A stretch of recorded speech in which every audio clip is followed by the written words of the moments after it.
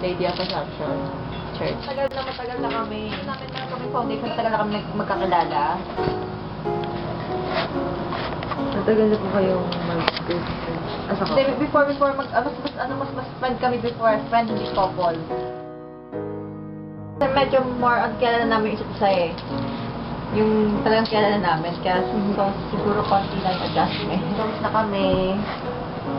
Tapos pareho naman yung values namin, pareho naman kami Catholic. More or less lang, wala naman siya ng difference. So sa adjustment, okay lang. Wala na, bago kasi bagong bahay, bagong ganun, para something like that. Bagong bahay, yung ganun, bagong routine sa akin, para sa akin. Nakatira kami sa family namin eh, tapos biglang solo kami. Pero siguro sa kanya, sobrang dito kasi lapit na ng kanila. Dito. Dito doon sa akin malayo yung nakataw na yung mga habits niya before. Kasi lang yung mapili pala siya sa pagkain, hindi ko alam. Yung before, hindi kasama, hindi nakasama yung sa yan ang pinagawayan yun. Kasi, ang tawag doon, hindi na rin ako nagluluto eh. Yung food, dumarating na lang. 9 years na yun, mas mag-aaway kayo. Doon kumbaga, alam niyo na yung alam niyo na yung ayaw ng isa at saka gusto ng isa, diba? Bakit po after 9 years pa kayo nag-decide mag-asawa? Kung alam na mag-aasawa ako. Hindi ko talaga ma-imagine na magkakaanak ako. Siguro ma-imagine na nagkasawa ako. Kasi before, parang before, di ba yung nagtrabaho ka lang, parang life ko before, syempre trabaho, tapos pag gabi, gimmick, something like that, yung single ka. Tamang age din rin ako eh. Bago ako pinasal, part na naman sa sarili ko na okay na ba sa akin na siya yung kasama ko everyday. Parang kung okay na sa'yo, parang tingin mo, parang siya na nga, di ba? Pero kung hindi okay sa'yo, kaya may ano ka bang iba ka bang Hindi po ba nagkaroon ng doubt sa feelings nyo? kaya kung sino na makasama siya everyday, parang gano'n. So, yun po pala yung yung tanong sa kung bago ko mag-asawa. So, okay lang mo. Oo, for the rest of your life, siya yung makakasama mo. Kung okay sa'yo. Pero kung may doubt ka pa na, parang, ay, tsaka ayun nga, pagiging, di ba, may edad na kami. Kung baga na namin magbigay ng time para sa isa, kung bibigyan ako ng time para sa sarili ko, kung baga alam mo na gano'n, hindi ka tulad ng before na, pero ibang couple na sobrang, gusto na parang na magkasama. Ayun. Parang nasasama kayo dyan minsan, diba? So, kailangan meron kayong one time alone para sa inyo. Sa bawat bride, parang, tutuloy ko, yung question kung gusto mo o hindi, di ba? Parang nag-doubt ka. Lahat ng bride yata, ang feeling ko ganun rin.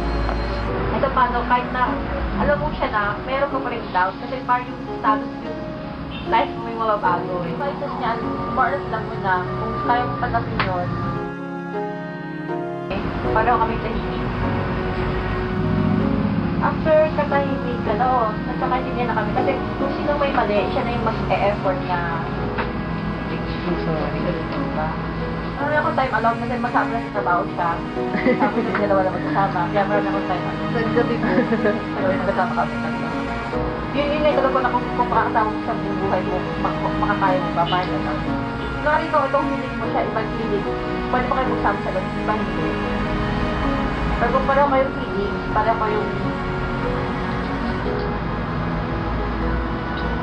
always happy, pareho kayong mga gano'n, something like that.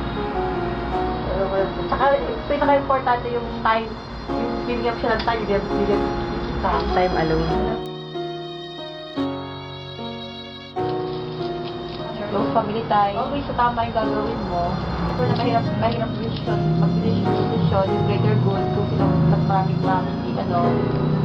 diba? Sana, okay lahat. Mag-continue smooth lahat. Lahat iisipin mo, hindi lang sarili mo. Before kasi, pag gusto mo pumunta sa ganyan, okay ka na. Kasi sarili mo lang ngayon, hindi ka na makakasagot ka agad. Kailangan mo muna may pamilya.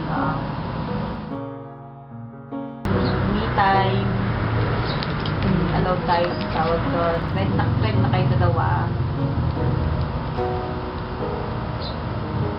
Siguro kayo nila rin yung naging mahirap sa amin kasi parang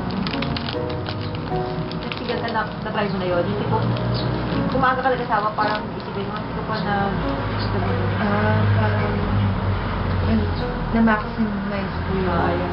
Nagawa ko Nagawin. kulang man, pero at least nagawa mo na parang Wala kang regret or wala kang babalikan na hindi ko nagawa yun, ganun. Paano?